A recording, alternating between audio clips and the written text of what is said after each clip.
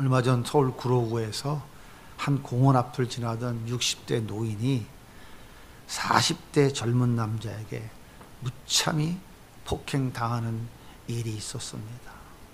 일면식도 없는 사람이고, 그렇다고 뭐 잘못한 것이 있는 것도 아니고, 무슨 어떤 싸울 만한 특별한 이유가 있는 것이 아니었어요. 40대 남자는 쓰러진 노인을 향해서 도로 경계석을 들고 내리쳤습니다. 노인은 그 자리에서 피를 흘리며 신음하다 10분 만에 사망하고 말았습니다. 폭행이 시작되고 9분이 지났을 때에 지나가던 행인 한 사람이 119에 신고를 했고, 약 6분 후에 경찰이 도착했습니다. 하지만 이미 사망한 뒤였어요.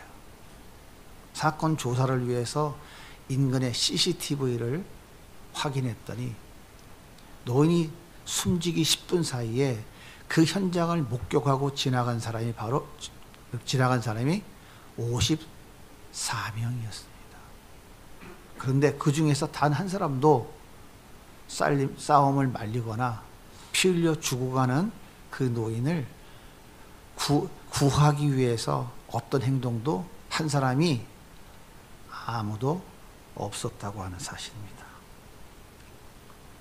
도대체 이유가 뭘까요? 왜 이렇게 무관심할까요?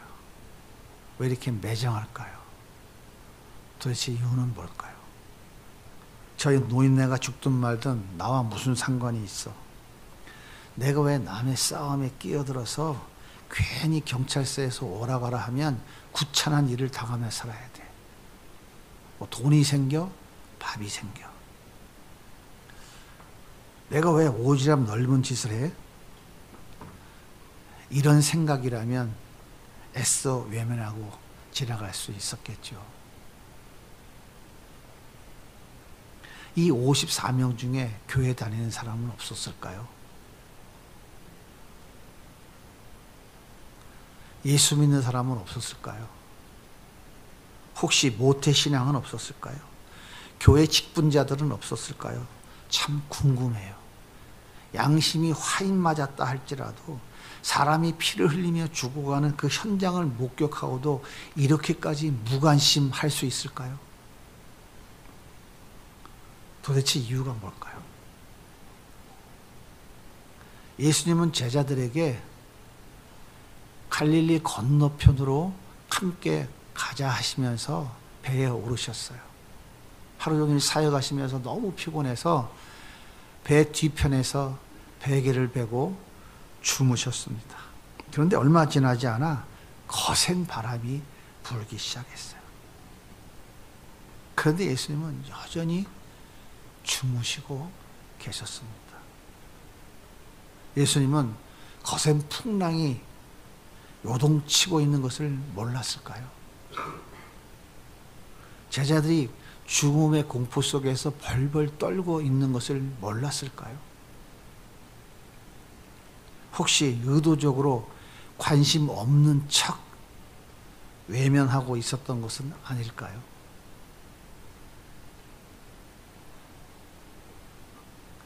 하나님은 아담과 하와가 뱀의 미혹을 받고 있는 것을 몰랐을까요?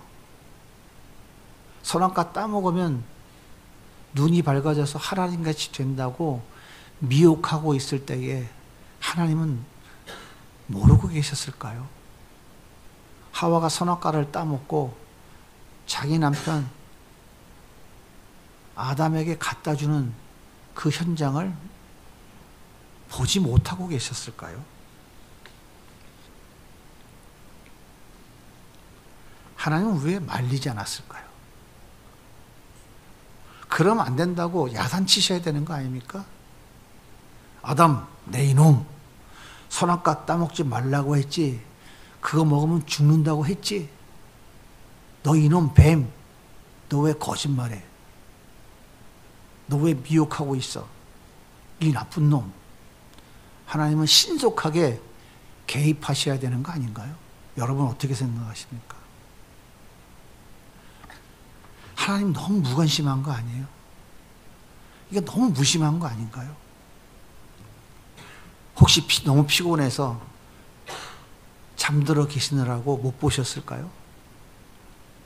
아니면 뭐 급한 일이 생겨서 타이밍을 놓친 것일까요? 하나님은요, 졸지도 주무시지도 않는 분이에요. 하나님은요, 우리 머리털도 다 세시는 분이에요. 하나님은 우리 앉고 일어섬을 다 보고 계시고 다 알고 계신 분이에요. 하나님은 자기 택한 백성들에게 절대로 무관심한 분이 아닙니다. 하나님은 집착을 넘는 스토킹을 넘는 정신질환적 애정과 사랑을 끊임없이 퍼붓는 분이에요. 절대로 무관심하는 분이 아닙니다. 그런데 왜 그토록 사랑하는 아담과 하와가 반역죄를 짓는 것을 아시면서도 막지 않았을까요? 왜 무관심했을까요? 하나님은 우리에게 자유의지를 주셨습니다.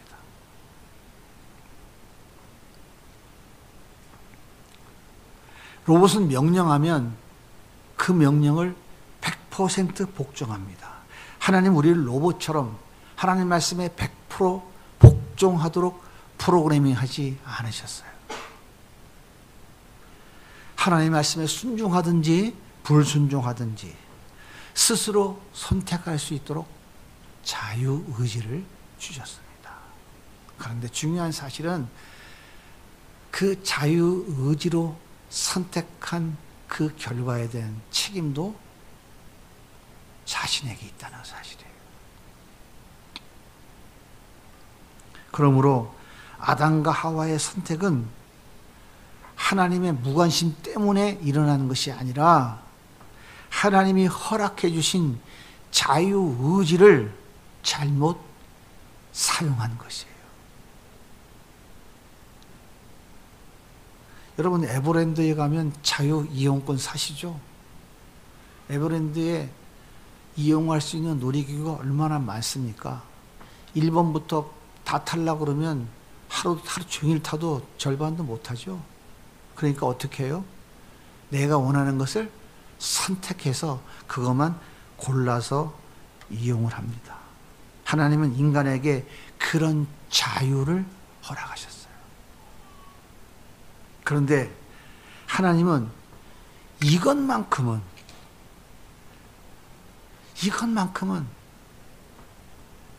절대로 너희의 자유의지를 사용하지 말라고 죽음이라는 단어까지 사용해 가시면서 강력하게 경고하셨어요.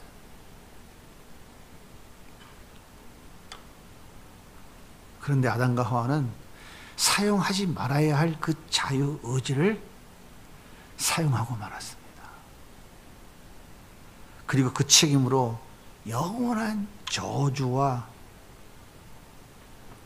무서운 심판의 멍에를 짊어지게 된 것입니다. 어떤 사람은 아무리 기도해도 응답이 없다고 그래요. 하나님 나에게 너무 무관심하다고 원망합니다. 하나님 우리가 거지처럼 노숙자처럼 그런 삶을 살아가기를 원하시는 분이 아니에요. 하나님 우리가 풍성한 삶을 살아가기를 원하십니다. 그래서 이것은 안 돼. 그건 안 된다니까 강력하게 지금도 말씀하고 계세요. 그런데 인간들은 하나님이 주신 자유의지를 가지고 하나님의 말씀을 자기 중심적으로 변질시켜 버립니다. 그리고 자기 중심적 선택에 가져온 그 비참한 결과 앞에서 두려움과 공포 앞에 발발 떨면서 그렇게 살아가고 있는 거예요. 얼마나 안타깝습니까? 제자들은 귀신 들린 자, 안진뱅이, 문둥병자를 고치시는 예수를 향해 엄지를 착 내밀면서 최고를 외치지 않았을까요?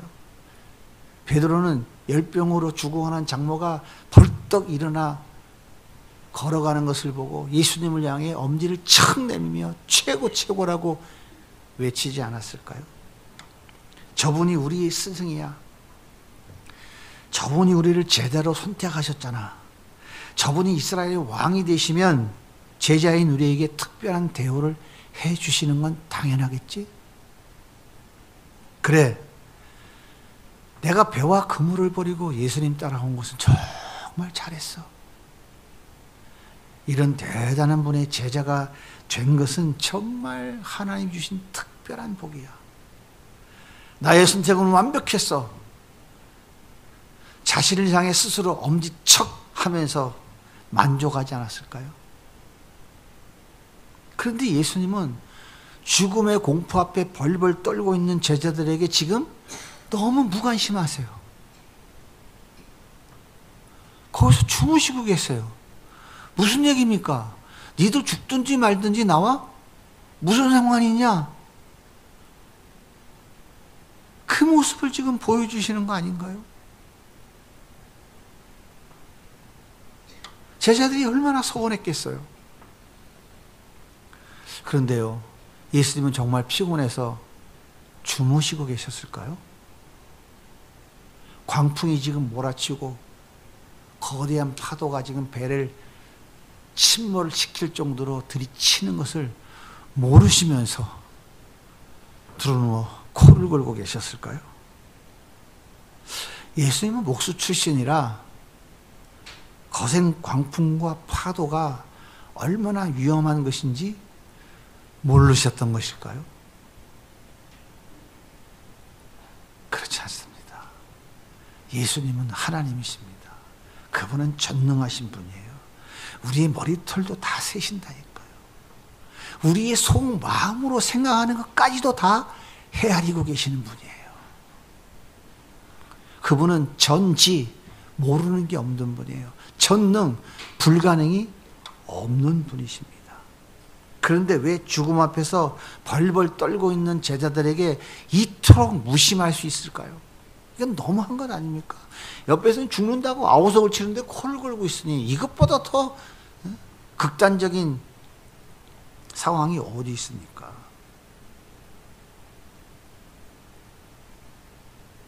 너무나 속상하고 답답한 제자들이 예수님을 막 깨웠어요. 예수님 일어나세요.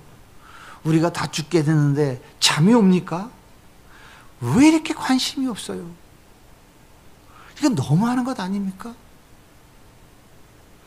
우리가 배와 그물을 포기하고 예수님을 따라왔잖아요. 내가 봉양해야 될 늙은 부모를 다 집에 두고 예수님 따라왔잖아요. 그런데 죽음의 공포가 지금 덮쳐오는데 잠이 옵니까? 이건 진짜 해도 너무하는 것 아닙니까? 다른 사람들에게는 그렇게 관심을 갖고 그렇게 다른 사람들에게는 사랑을 베풀어 주면서 어째서 우리한테는 이렇게 매정하십니까? 빨리 일어나서 예수님의 그 능력을 우리에게 보여주셔야 되는 거 아닌가요? 기가 막힌 제자들의 눈에 예수님은 어떻게 보였을까요? 폭행당해 피 흘려 죽어가는 노인네를 바라보고 애써 외면하고 무관심한 척 고개를 돌리는 그 행인들의 모습과 뭐가 다를까요? 제자들의 눈에는 예수님이 죽어가는 노인네를 바라보면서 그냥 지나가는 그 행인과 다름없이 보였을 거예요. 왜 예수님은 이렇게 제자들에게 무관심한 척 하셨을까요?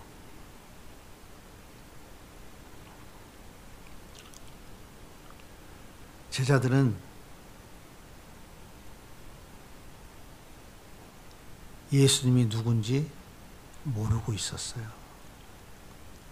예수님은 그들에게 무관심한 것이 아니라 예수님은 자신이 누구인지를 보여주고 싶었어요. 제자들은 예수님의 실체가 무엇인지를 지금 모르고 있었던 거예요. 예수님은 문둥병자를 고치시면서 무엇을 보여주셨어요? 문둥병이라는 것은 하나님께 저주받았다고 하는 저주의 상징이에요.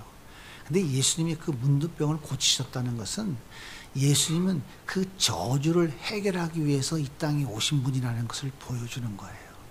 예수님이 귀신 들린 자를 쫓아낸 것은 예수님의 능력이 대단하다는 것을 보여주는 것이 아니라 예수님은 사단의 권세를 깨트리기 위해서 이 땅에 오셨다고 하는 것을 그들에게 보여주신 거예요. 그런데 제자들은 그 의미를 몰랐어요. 예수님의 실체가 뭔지를 몰랐어요. 예수님은 내가 곧 창조주이고 내가 너희들을 구원하기 위해서 이 땅에 온 메시아 구원자라고 하는 것을 보여주는 것이었는데 제자들은 그것을 모르고 있었어요. 그걸 전혀 모르고 있었다고요. 그래서 벌벌 떨고 있는 거예요. 예수님은 생각해봐. 너희들이 나와 함께 이 배를 타고 있잖아. 만약 풍랑에 배가 뒤집히면 어떻게 되겠니? 우리 모두는 죽어야지. 우리는 지금 이 배 안에 하나가 되었잖아. 하나로 연합되어 있잖아. 우리는 한 몸이잖아. 그런데 저 바람과 파도가 나를 감히 덮칠 수 있겠어? 내가 창조주인데? 피조물이 창조주를 어떻게 넘볼 수 있어? 절대 불가능하지. 근데 왜 니들이 두려워서 떨고 있니? 너희는 아직도 내가 누군지 모르고 있는 거야. 예수님은 모른 척 돌아 누워 계셨던 것은 제자들에게 자신이 누구인지를 가르쳐 주고 싶었어요. 무관심한 것이 아니라 제자들에게 깊은 애정과 관심을 지금 표현하고 있는 거예요. 여러분은 예수님이 누구인지 아시나요? 그 예수님과 한 배를 타고 있다는 사실을 알고 계신가요?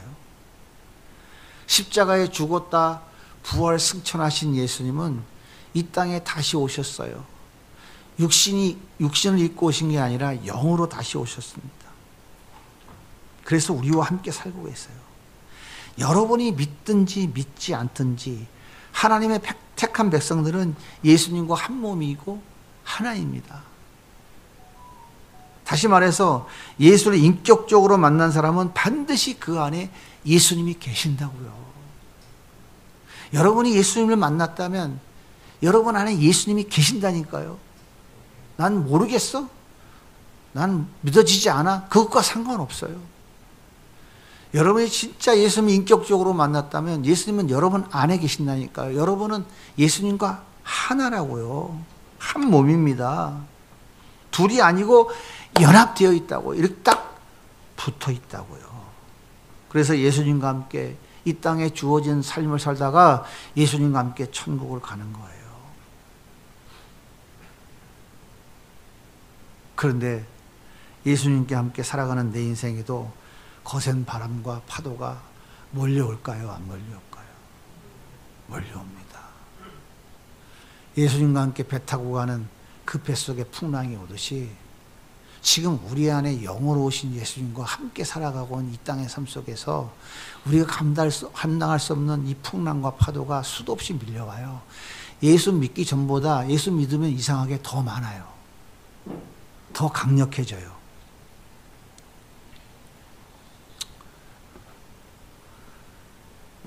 그래서 안타까운데 예수님은 여전히 내 삶에 반응하지 않으시는 것 같아요. 여전히 주무시는 것 같아요. 그래서 때때게 애타게 불러보지만 대답이 없어요. 너무나 냉정하고 무관심한 것 같아요.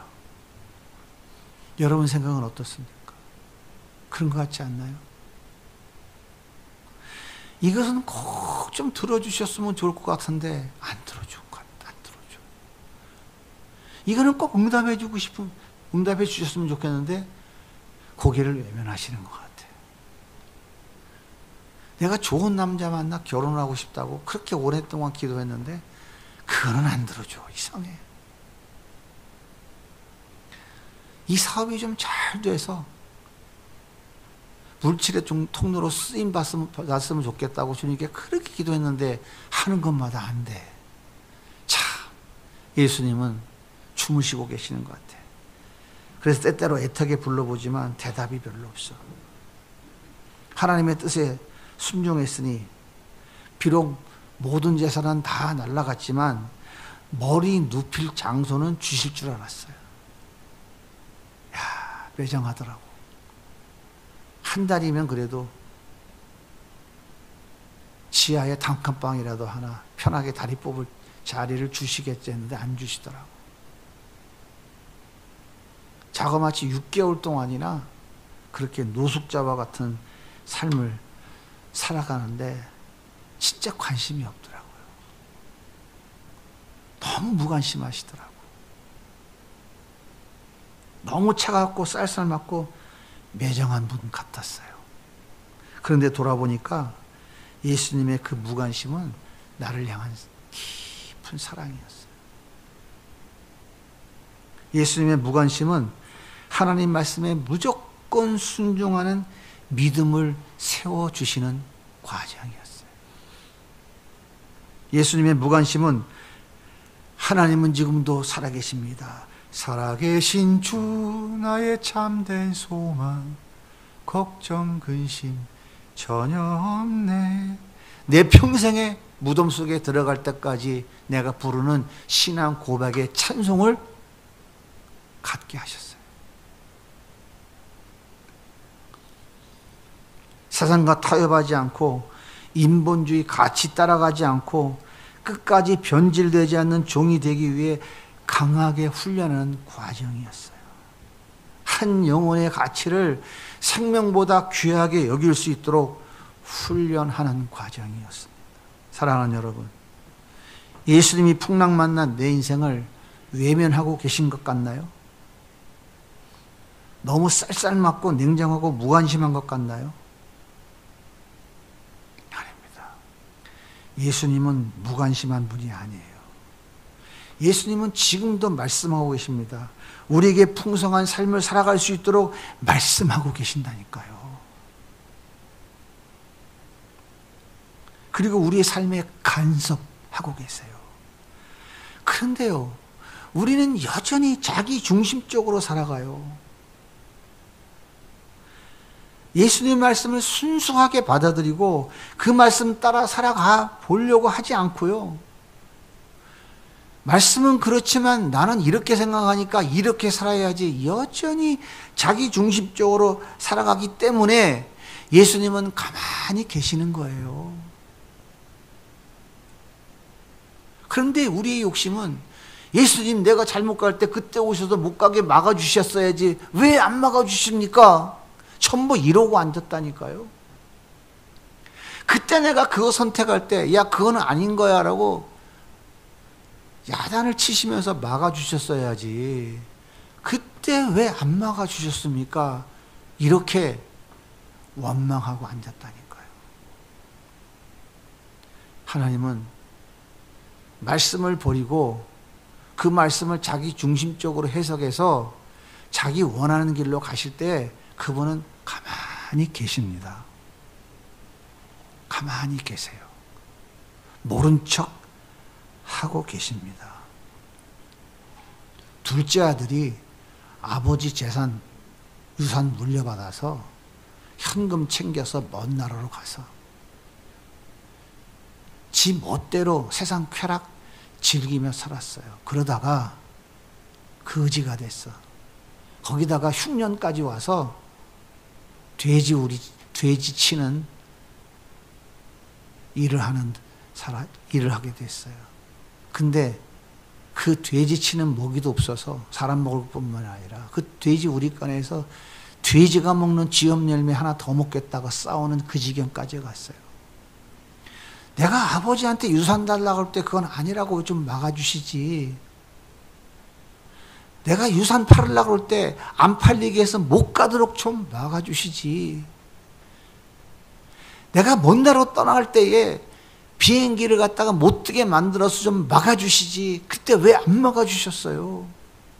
내가 허랑방탕하게 살아갈 때 그때 하나님이 좀 막아주시지. 왜 돼지 우리간에 처박힐 때까지 내비두셨어요? 아버지를 떠나면 죽는다고, 아버지를 떠나면 망한다고, 예수 떠나면 죽는다고 그렇게 말씀하고 계시는데, 나는 세상에서 내가 원하는 것을 누리며 살아가는 것이 더 행복한 거고, 아버지를 떠나는 것이 행복이고, 돈이 나에게 행복이고, 내가 마음껏 살아가는 것이 행복이라고 아버지의 말씀을 자기 중심적으로 해석해서 자기 중심적으로 살아간 거예요. 그때 우리 주님은 내비두셨어요. 그냥 내비두시더라고. 그 무관심은 무관심이 아니에요. 그 무관심은 그 아들을 다시 회복시키기 위한 우리 예수님의 사랑인 거예요. 그가 그 돼지 우리간에 처박혀 아무것도 할 수 없이 절망 가운데 죽어갈 때 주님이 찾아오신 거예요. 아버지 집에 가면 살지 않겠니? 주님이 말씀하시니까 생각이 난 거예요. 아, 아버지 집에 가면 살 길이 있는데, 우리 주님이 돼지 우리간에서 그를 끄집어내서 어깨에 울러매고 가슴에 안고 아버지 집에 가신 거예요. 아버지가 보니까 사랑하는 아들이 왔어. 반가워서 맞았어. 둘째 아들이 사랑스러워서 맞았을까요? 누가복음 15장에 나오는 그 둘째 아들의 비유에 그 아버지가 누구예요? 하나님 아버지. 그 둘째 아들이 돌아왔을 때 누구 안고 돌아왔어? 예수님이 안고 돌아오니까 아버지가 그 아들 예수를 보고 기뻐서 안아준 거예요. 착각하면 안 됩니다. 예수님 없이 내가 하나님 아버지 앞에 절대 갈 수 없어요. 예수님을 붙잡지 않으면 우리는 그 아버지 앞에 갈 수가 없다고요. 그런데 우리가 예수 믿는다고 하면서 예수가 너무 없어. 전부 자기 중심적이야. 하나님의 말씀을 살아내고 그 말씀을 살아보려고, 그 말씀을 믿고 순수하게 받아들이고 그 말씀대로 살아보려고 하는 생각조차 하지 않아요. 말씀은 그렇지만 모든 것을 자기 중심적으로 다 재해석해서 자기 원하는 길로 가요. 제자들은 수많은 기적을 눈으로 보았지만 예수님을 몰랐어요. 그래서 예수님을 향해 원망과 불평을 늘어놓았습니다. 그리고 예수님이 없는 자들이라고, 예수님이 너희들은 믿음이 없는 자라고 그들을 책망하셨어요. 환상, 기적 이런 것을 보고 믿는 믿음은 잠시 후에 사라져요. 하지만 예수님의 말씀을 붙잡는 자는 끝까지 승리합니다. 예전에는 담장도 없었어요. 대문도 없었습니다. 있다고 해봐야 쌀이 울타리에 삐걱거리는 나무 문이 전부였어요. CCTV, 세컴, 경비 보안 시스템 상상도 못했어요. 춥고 배고픈 시절이었지만 따뜻했어요. 동네 장례가 나면 밤을 새워가며 상가를 지켰어요. 호상이면 슬픔 중에도 덕담을로 나누었고, 호상이 아니면 따뜻한 품에 안아주며 위로했어요.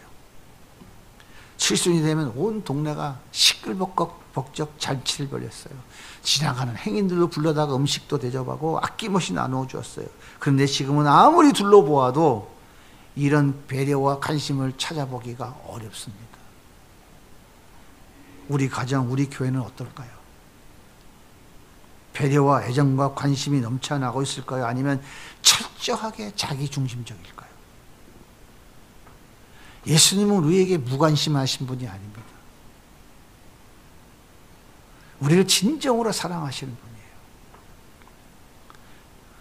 예수님이 주시는 그 풍성한 삶을 누리며 살아가기를 원하십니다. 예수님을 붙잡기 바랍니다. 말씀을 붙잡는 것이 예수님을 붙잡는 거예요. 말씀과 함께 살아가는 것이 예수님과 함께 살아가는 거예요. 말씀과 함께 살아가는 것이 예수님과 동행하는 것입니다. 예수님과 함께 살아가면 어떤 풍랑도 어떤 파도가 몰려와도 문제가 되지 않아요. 바울을 로마로 압송해 가던 알렉산드리아가 유라굴로 광풍을 만났어요. 그 배에 타고 있던 275명이 모두 죽을 수밖에 없는 상황이 됐습니다. 이때 바울이 외칩니다. 여러분 걱정하지 마세요. 배는 파손되겠지만 여기에 탄 사람 중에 한 명도 죽을 사람 없습니다. 예수님과 함께 살아가는 바울에게 유라굴라 광풍은 문제가 되지 않았어요. 그리고 그 바울 때문에 나머지 275명도 모두 함께 살았습니다. 여러분의 관심은 어디 있나요? 인본주의 가치, 세속적 가치, 내가 원하는 것을 얻는 것인가요? 아니면 예수님과 더 친밀해지는 것인가요? 예수님과 함께 가신 것인가? 함께 가는 것일까요? 말씀이 없이 혼자 살아가는 것은 그 길은 실패가 전제된 길입니다. 말씀을 외면하고 하나님의 말씀을 자기 중심적으로 재해석해서 자기 원하는 자기 중심적 길로 가는 것은 그것은 실패가 전제되어져 있는 길이에요.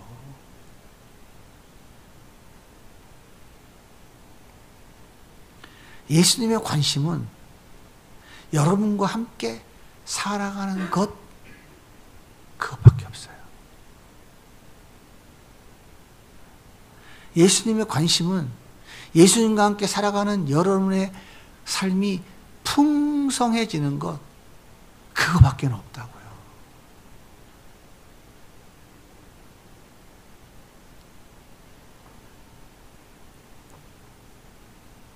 날마다 예수님을 더 알아가기 위해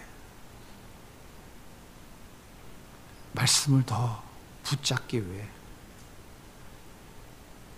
최선을 다하는 삶을 살아갈 수 있기를 바랍니다.